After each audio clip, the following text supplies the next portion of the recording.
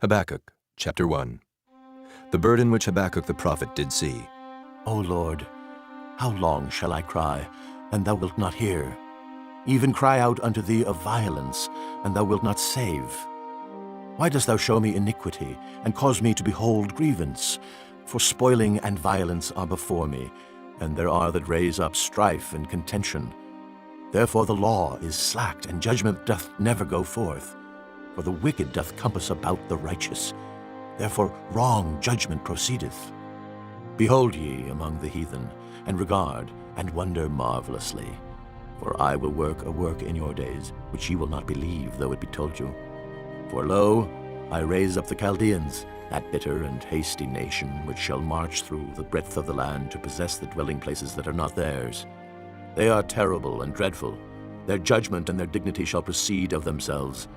Their horses also are swifter than the leopards, and are more fierce than the evening wolves. And their horsemen shall spread themselves, and their horsemen shall come from far. They shall fly as the eagle that hasteth to eat. They shall come all for violence. Their faces shall sup up as the east wind, and they shall gather the captivity as the sand. And they shall scoff at the kings, and the princes shall be a scorn unto them. They shall deride every stronghold, for they shall heap dust and take it.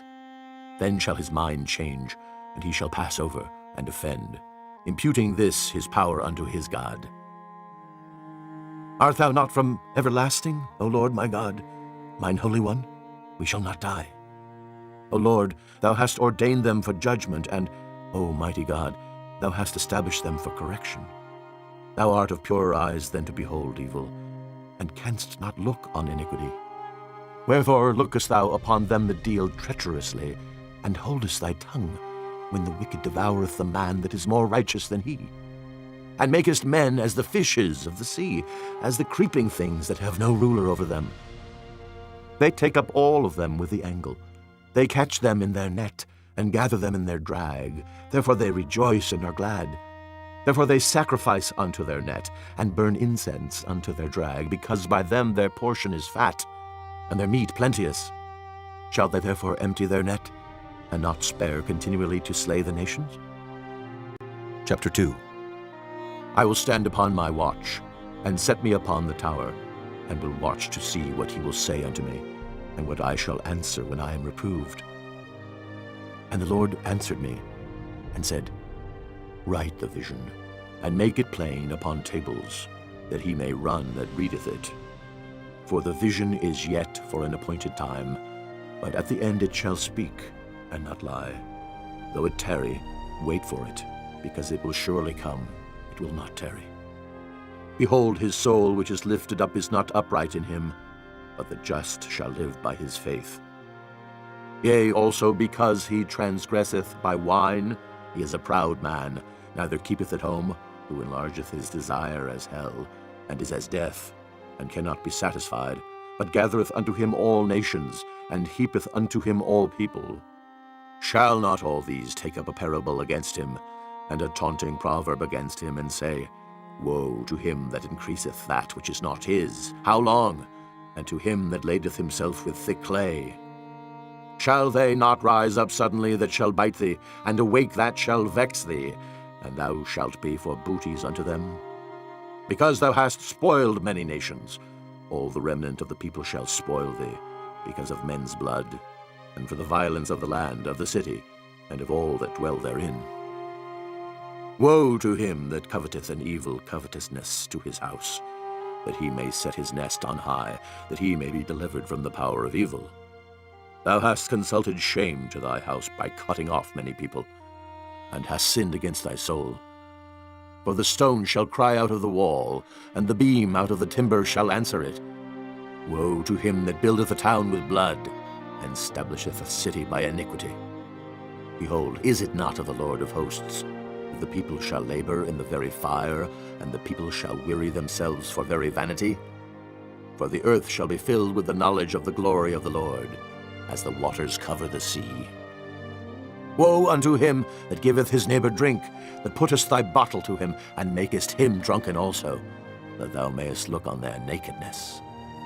Thou art filled with shame for glory. Drink thou also, and let thy foreskin be uncovered. The cup of the Lord's right hand shall be turned unto thee, and shameful spewing shall be on thy glory. For the violence of Lebanon shall cover thee, and the spoil of beasts, which made them afraid, because of men's blood, and for the violence of the land, of the city, and of all that dwell therein. What profiteth the graven image that the maker thereof hath graven it? The molten image, and a teacher of lies, that the maker of his work trusteth therein to make dumb idols? Woe unto him that saith to the wood, Awake! To the dumb stone, Arise, it shall teach. Behold, it is laid over with gold and silver, and there is no breath at all in the midst of it. But the Lord is in his holy temple. Let all the earth keep silence before him. Chapter 3. A prayer of Habakkuk, the prophet, upon Shigionoth. O Lord, I have heard thy speech and was afraid.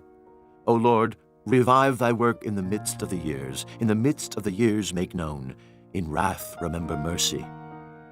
God came from Teman, and the Holy One from Mount Paran, Selah. His glory covered the heavens, and the earth was full of his praise. And his brightness was as the light.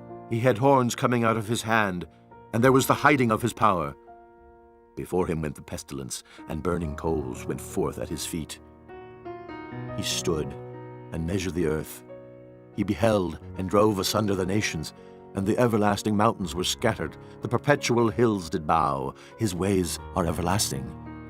I saw the tents of Cushan in affliction, and the curtains of the land of Midian did tremble. Was the Lord displeased against the rivers? Was thine anger against the rivers? Was thy wrath against the sea, that thou didst ride upon thine horses and thy chariots of salvation? Thy bow was made quite naked, according to the oaths of the tribes, even thy word. Selah. Thou didst cleave the earth with rivers. The mountains saw thee, and they trembled. The overflowing of the water passed by. The deep uttered his voice, and lifted up his hands on high. The sun and moon stood still in their habitation. At the light of thine arrows they went, and at the shining of thy glittering spear. Thou didst march through the land in indignation. Thou didst thresh the heathen in anger. Thou wentest forth for the salvation of thy people, even for salvation with thine anointed.